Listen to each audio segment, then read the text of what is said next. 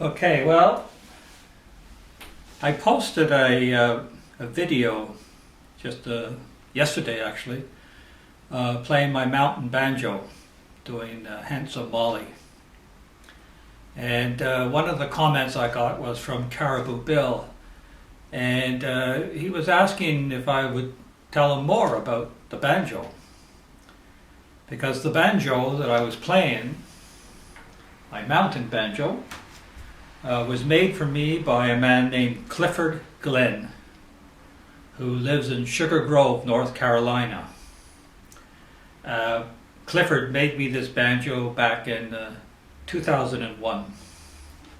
And I went down to his home down in North Carolina to pick the banjo up. And it's quite beautiful, quite beautiful.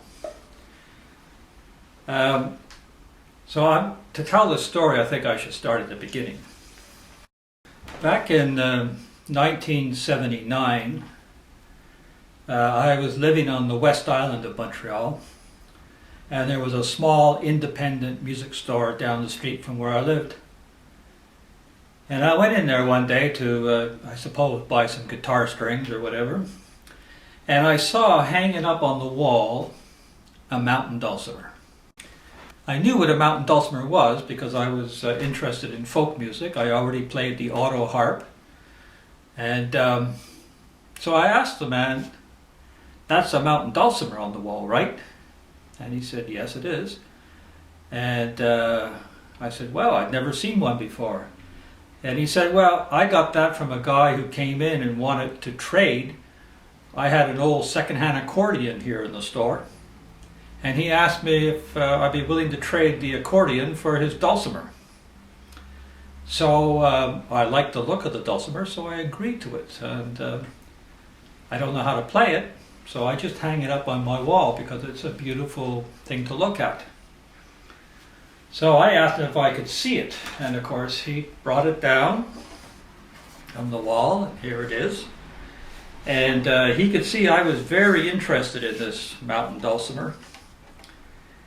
And at one point, the subject came up of whether I might be willing to buy it or not. And I said, yes, I would love to buy it. So we settled on a price. I can't recall what it was, but might have been around $100.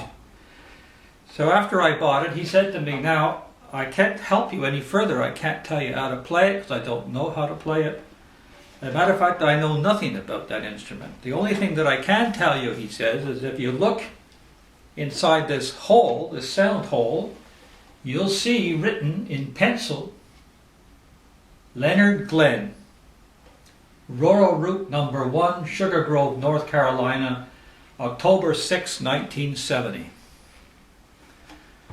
So that's who made it, Leonard Glenn. Other than that, I know nothing.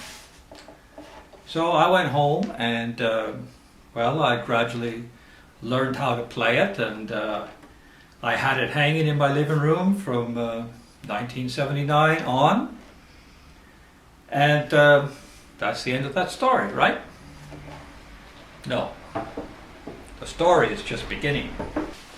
Fast forward to the year, I guess around 2000. And because I am interested in the folk music and old-time instruments, I occasionally was browsing around the internet looking for information. And I came across this book, Appalachian Dulcimer Traditions by Ralph Lee Smith. So I went to my local bookstore and asked them to order it for me. It took 4 months before they could get their hands on it. Anyway, I finally did get it, and I started to read it.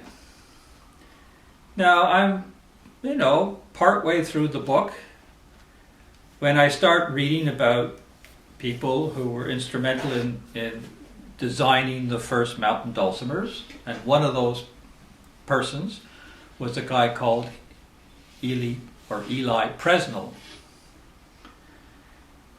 Then it goes on to say that Eli Presnell's grandson, Leonard, made mountain dulcimers, Leonard Glenn.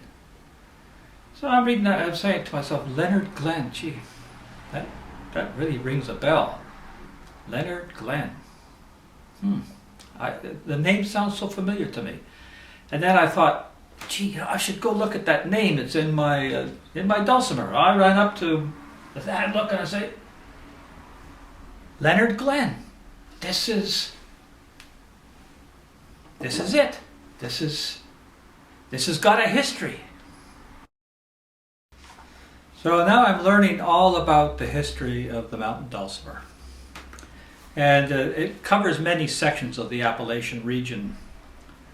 But then I got, as I mentioned, to Leonard Glenn.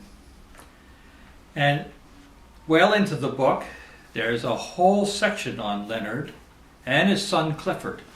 And I can show you, here's some pictures.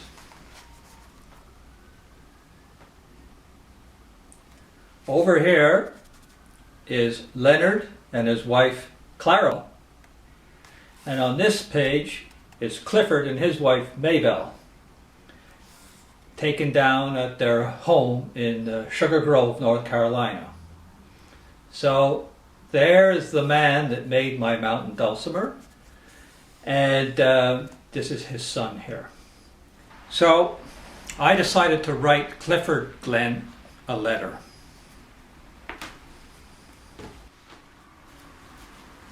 Anyway, our correspondence went on, and I finally asked Clifford. We had quite a bit of correspondence over the months. But finally, I asked Clifford if he was making mountain banjos, and he was. So I said, well, you know, I have one of your father's mountain dulcimers. Beautiful, I love it. And it just seems to me it would be absolutely perfect if I could have a mountain banjo made by his son, Clifford. And he agreed that he would certainly be more than happy to make me a banjo. And I told him that when it's finished, you let me know. So you won't have to send it to me. I've never been to North Carolina, so I'm going to come down and pay you a visit. And so about 8 months later, he told me that the banjo was almost ready. And my wife and I and her brother and his wife, in April of 2001, we went down to North Carolina. We actually went to the Merle Fest. We tied that in with our trip. And when we were down at the Merle Fest, we went over to Clifford and Maybelle's house. So this is the banjo from Clifford, and on the back it says Clifford Glenn, Sugar Grove, North Carolina, April 25th, 2001. Well, I picked it up on April 28th. And